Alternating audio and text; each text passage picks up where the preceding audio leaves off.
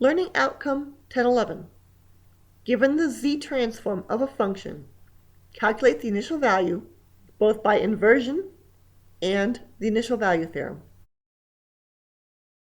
The initial value theorem states that if a signal x of n is 0 for all n less than 0, then you can determine the value of your signal at time 0 by taking the limit of its z-transform as z goes to infinity.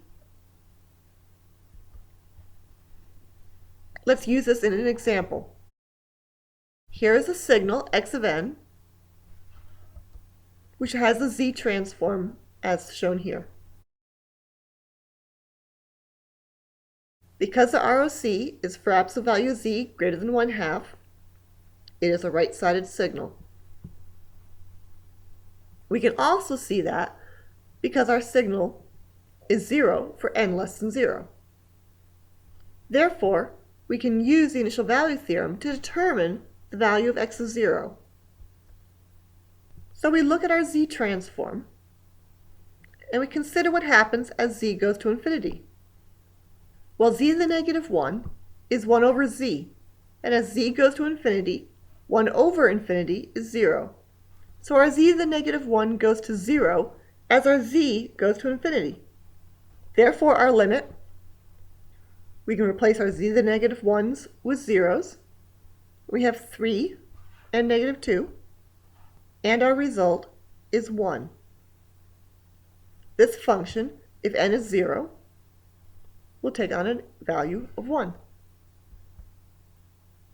Let's look at the same example again.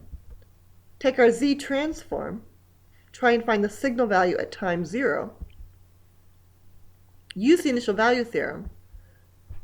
But let's take the z-transform and multiply it together, just to show you that the algebra is not going to change the result of your limit.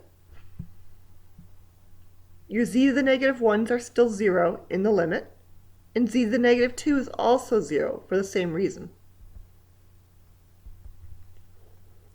So even if we have a single polynomial, instead of the sum of two polynomials, we still determine that the value of our signal at time 0 is 1. Now if you only had the z-transform, we could then take that and invert the transform to get that initial signal, evaluate that signal at time 0, and we see that we agree with the results we were getting with the initial value theorem. Now here's another example. We don't have a fraction, but we can still apply the initial value theorem, and we get a value of 5. Let's look at its inverse transform. At time 0, we have 5. At time 0, these two terms are 0. So we're in agreement. It is pretty straightforward. It's not that I'm leaving out any tricks.